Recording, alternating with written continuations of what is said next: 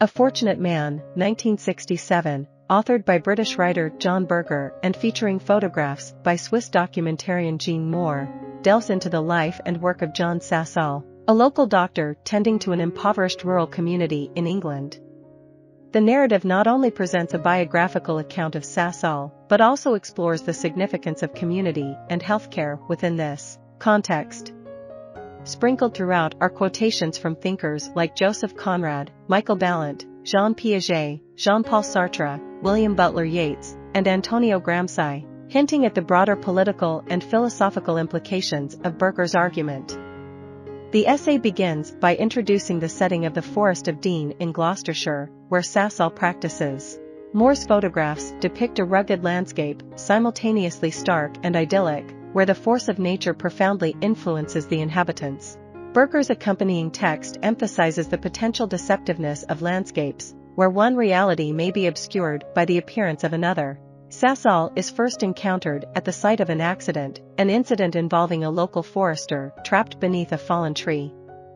Berger chronicles how Sassall's mere presence assuages the distress of the bystanders. This episode is followed by a series of case studies, illustrating the diverse situations Sassall confronts daily and the array of patients for whom he must demonstrate empathy. Interwoven with these case studies is the revelation of Sassall's personal history. Berger traces the doctor's composed demeanor back to his youthful immersion in Joseph Conrad's maritime novels. This thematic link is subtly revisited throughout the text, portraying Sassall as an explorer of human experience and emotion, akin to Conrad's seafaring protagonists. Berger points out that Sassall embarked on his medical vocation in a capacity far removed from that of a rural general practitioner. However, his initial fascination lay in urgent surgical procedures, causing him to grow impatient with the uncertainties and diagnostic challenges of routine medical practice. Over time, however, Sassall's perspective matured, prompting him to acknowledge the significance of connecting deeply with patients and immersing himself in their lives. After spending a number of years in general practice, Sassall's curiosity about the lives surrounding him led him to delve into Freudian psychoanalysis.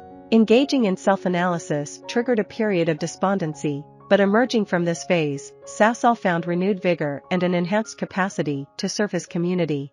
Berger speculates on parallels between this journey and the solitary crisis that apprentice shamans often undergo in indigenous societies. Berger's exploration of Sassall's introspection is complemented by one of the rare close-up portraits of Sassall's visage within the book. While the majority of the book delves into detailed narratives and accompanying images of Sassall's interactions with patients, Berger captures the paternal or fraternal rapport that Sassall establishes with those under his care. He describes how Sassall consciously crafts an image of an idiosyncratic outsider, strategically positioning himself outside the societal hierarchies that might otherwise constrain his ability to relate to all members of his community. Berger also highlights the small acts of kindness, such as Sassall's habit of pre-warming his examination couch with an electric blanket 15 minutes before a patient's arrival. Berger elucidates how Sassall integrates the complete life history and circumstances of each patient into his diagnostic process. He recounts an instance involving a 16-year-old girl. With sensitivity and empathy, Sassall addresses the girl's pregnancy, followed by his consideration of the root cause of her discomfort, her physically demanding job. Sassall goes a step further and offers to personally contact the labor exchange on her behalf to assist her in finding a more suitable employment opportunity. Simultaneously, he offers her comforting reassurances which, in Berger's interpretation, reveal his perceptive grasp of the human psyche. Mohr's photographs chronicle Sassall's endeavors, depicting him engaged in tasks ranging from tending wounds to manipulating injured muscles. Some snapshots capture him within his clinic, while others are taken within the diverse households of his patients. Transitioning from the depiction of Sassall's life and work, Berger proceeds to tackle the more abstract notion of what defines a good doctor. He contends that Sassall exemplifies how medicine can transcend mere physical care, becoming a conduit for compassion and unity.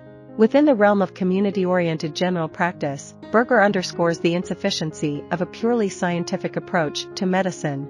After all, the intricate data of a patient's experiences and suffering frequently defies straightforward scientific categorization. Berger accentuates the significance of Sassall's comprehensive diagnostic methodology, which positions the patient as the central character within the medical narrative, eclipsing the heroic doctor persona.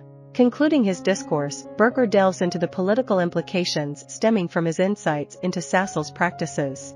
He probes into the extent to which medicine is molded and constrained by the societal and economic frameworks in which it operates.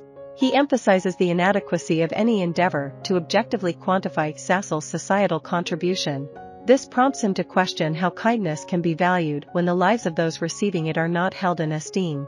I hope you enjoyed this video. Leave a like if you did, and be sure to subscribe. Thank you.